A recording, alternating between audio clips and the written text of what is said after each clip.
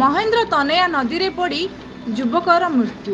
ଗଜପତି ଜିଲ୍ଲା ଗୋଷାଣୀ ବ୍ଲକ ବାଘଶଳା ପଞ୍ଚାୟତର ବାଘଶଳା ଗ୍ରାମ ଦେଇ ପ୍ରବାହିତ ହେଉଥିବା ମହେନ୍ଦ୍ର ତନୟା ନଦୀରେ ପଡ଼ି ଜଣେ ଯୁବକର ମୃତ୍ୟୁ ଘଟିଥିବାର ଜଣାପଡ଼ିଛି।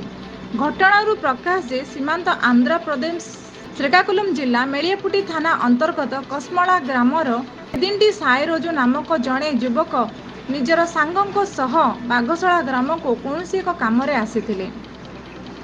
ହେଲେ ଫେରିବା ବାଟରେ ବାଘଶଳା ଗ୍ରାମର କୁମ୍ଭରୁଣୀ ମାଙ୍କ ମନ୍ଦିର ନିକଟ ଦେଇ ପ୍ରବାହିତ ହେଉଥିବା ମହେନ୍ଦ୍ର ତନୟା ନଦୀ ଘାଟରେ ଶୌଚ ହେବା ପାଇଁ ଯାଇଥିଲେ।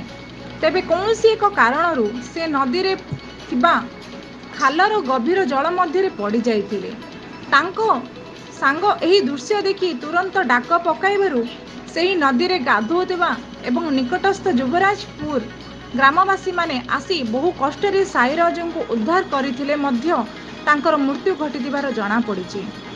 ଏନେଇ ଗୁରାଣ୍ଡି ଥାନା ପୋଲିସକୁ ତୁରନ୍ତ ଖବର ଦେଇଥିବା ବେଳେ ଘଟଣାସ୍ଥଳକୁ ଥାନା ଅଧିକାରୀ ରବୀନ୍ଦ୍ର ପାତ୍ର ପହଞ୍ଚି ସାଇରାଜଙ୍କ ଶବକୁ ଜବତ କରିବା ପରେ ପାରଳାଖେମୁଣ୍ଡି ସ୍ଥିତ ଜିଲ୍ଲା ମୁଖ୍ୟ ଚିକିତ୍ସାଳୟକୁ ବ୍ୟବଚ୍ଛେଦ ନିମନ୍ତେ ପଠାଇ ତଦନ୍ତ ଜାରି ରହିଛି ବୋଲି ଗୁରାଣ୍ଡି ଥାନା ଅଧିକାରୀ ସୂଚନା ଦେଇଛନ୍ତି।